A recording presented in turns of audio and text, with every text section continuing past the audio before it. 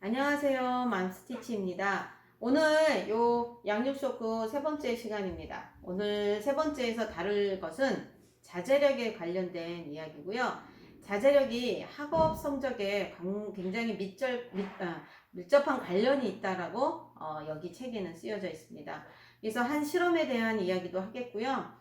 제가 여기에 관심을 갖게 된 게 우리 큰딸 때문에 저는 우리 큰딸이 머시멜로우, 이 자제력은 머시멜로우 실험과 굉장히 밀접한 관련이 있어요. 머시멜로우 실험에 대해서는 아시죠? 4, 5, 6세 아이들한테 머시멜로우를 주고 한 3, 4분을 지키고 난 다음에 그 후에 이거를 안 먹고 기다리면 2개를 주는데 이것을 참고 기다린 아이와 그렇지 못한 아이들을 나중에 추적조사에서 다 자란 다음에 아이들의 학업 성적을 봤더니 만족지원에서 좋은 그렇게 2개를 다 받아간 아이들이 좋은 성적을 얻었다라는 거죠. 그래서 우리 큰딸에도 한번 실험을 했었습니다. 그런데 둘째 딸에게도 실험을 했었고요. 근데 아이들이 그때 만족지원에 좋은 성과를 냈었는데도 불구하고 지금 중3을 맡고 중2를 맡고 있는 우리 큰딸과 작은딸을 공부시키는데 좀 어려움들이 생기더라고요. 그렇죠. 아무래도 한국 공부가 굉장히 힘듭니다. 얼마 전 우리 큰딸이 공부를 열심히 하겠다고 중간고사 시험 공부를 시작을 했는데 하다가 하루를 그냥 제가 없으니까 이렇게 탁 폭삭 망한 거예요.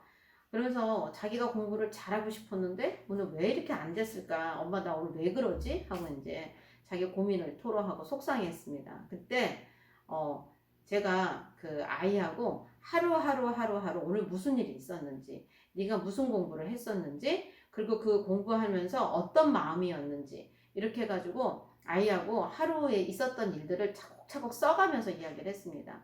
그랬더니 아이가 우리 애는 보니까 집중력이 길지 않더라고요. 집중력이 길지 않고 체력이 약하니까 한 30분 공부하고 한 5분 정도 좀 쉬었다가 다시 30분 공부하고 5분 정도 쉬었을 때 훨씬 더 학업률이 높았고, 그 다음에 자기가 마음에 든다고 막 하다 보면 그 다음에 시간을 이렇게 처지는 그런 성향을 보였어요. 그래서 이제 아이가 자기가 학업에 대한 욕심을 부리면 그 다음이 망가뜨려지고 그 망가뜨려지는 거에 대한 스트레스를 본인이 이겨내지 못한다는 걸 알게 됐습니다.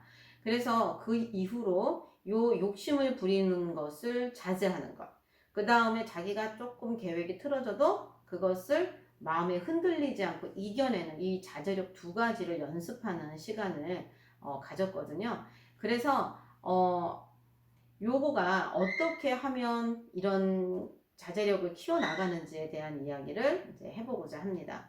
이 양육쇼크에서는 자제력에 대한 이야기를 뉴저지 그 초등학교 유치원에서 실험한 이야기로 시작을 하고 있는데요.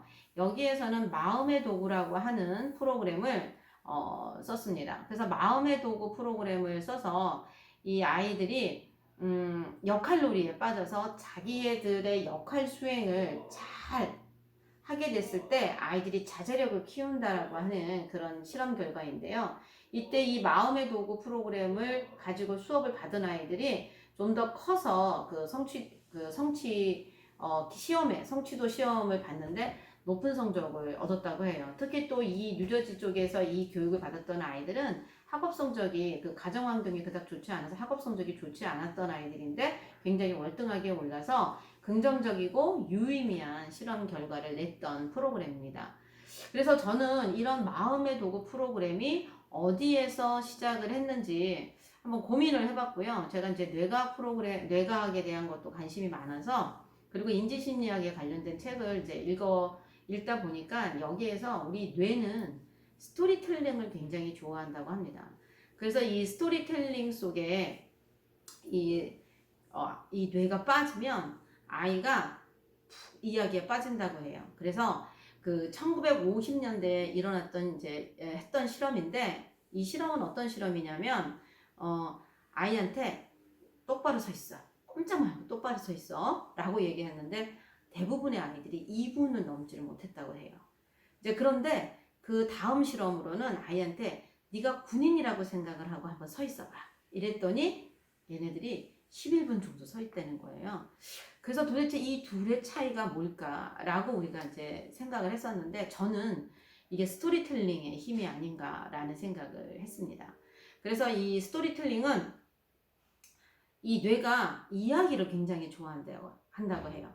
그래서 아이의 이 어떤 집중력과 이러한 그 감정 조절을 이 스토리 속에 묶어서 아이가 주위에 산만하지 않도록 끌고 가는 힘, 바로 거기에 스토리텔링이 있다고 해서 마음의 도구 프로그램은 이걸 이용한 것이 아닌가라는 생각을 하고요. 여기에서 나오는 이제 번지 박사라고 하는 분이 나와서 이제 이야기를 하고 있는데, 인지 제어라는 것이 하나 있다고 합니다. 그래서 인지 제어는 바로 뭐냐면, 우리 뇌가 있어요. 여기 이제 그림이 하나 나오죠. 뇌가 있는데 한쪽 뇌는 어떤 일을 수행하고 있는 뇌가 되고요. 그 옆에 한쪽 영역은 이 뇌가 그 일을 잘 수행하고 있는가를 이렇게 연결고리가 있어서 서로 상호작용으로 그 일에 집중력을 할 수 있도록 돕는다고 해요. 그래서 아이가 만약에 집중을 하지 못한다라고 하는 이야기는 바로 뭐냐면, 이 연결고리가 끊어져서 이 일을 수행하고 있는지를 계속 감지하는 것을 모르는 거예요. 그러다 보니까 어떻게 되냐면 이 일을 집중해야 되는 중요성을 인지 못한다는 거죠. 그래서 집중할 필요가 없다고 해서 오래 가지 않는다라는 거예요. 그러니까 아이가 이 자제력을 키우기 위해서는 집중하는 그 일에 계속 이거를 잘하고 있는가 감시할 수 있는 연결고리가 잘 자랄 수 있도록 우리가 좀 지지를 해줘야 된다라고 얘기를 합니다.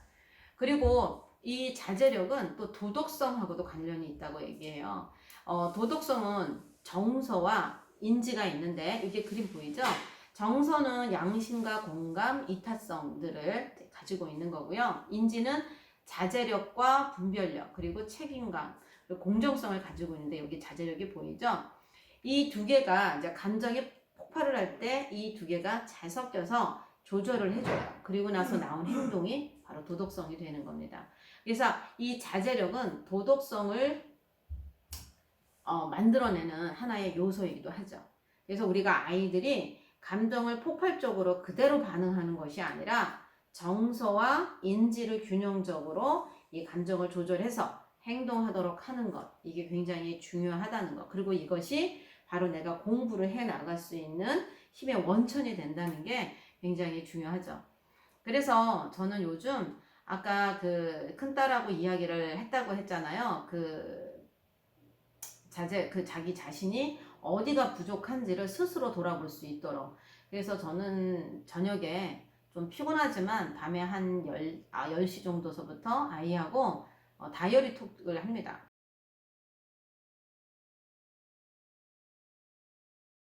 그래서 다이어리 톡이 이제 제가 만들어 놓은 다이어리인데요.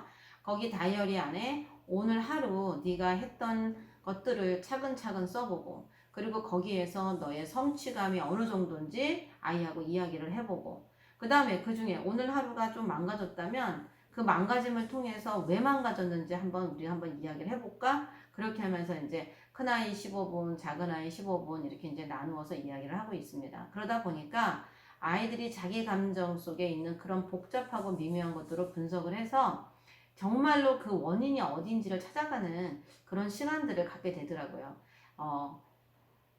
부모님들도 집에 돌아오면 좀 피곤하고 또 쉬고 싶고 그러죠.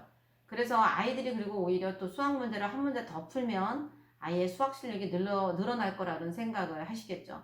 우리 두 아이도 수학을 잘 못합니다. 그래서 수학 푸는 시간을 더 많이 확보하려고 저도 노력을 해요.